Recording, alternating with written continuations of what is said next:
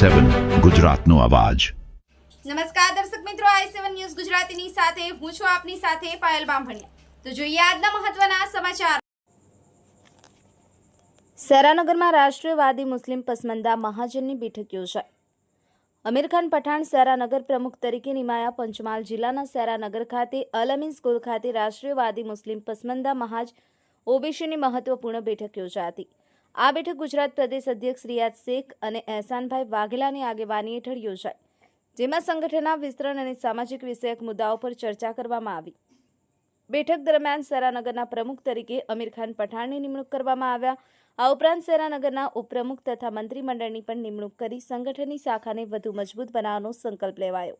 આ અવસરે ઉપસ્થિત રહેલા આગેવાનો અને સંગઠનના સભ્યોએ નવી ટીમની શુભેચ્છાઓ પાઠવી હતી તથા સંગઠનની આંદોલનાત્મક કામગીરી માટે પૂર્ણ સહયોગ આપવાનો નિર્ધાર વ્યક્ત કર્યો હતો।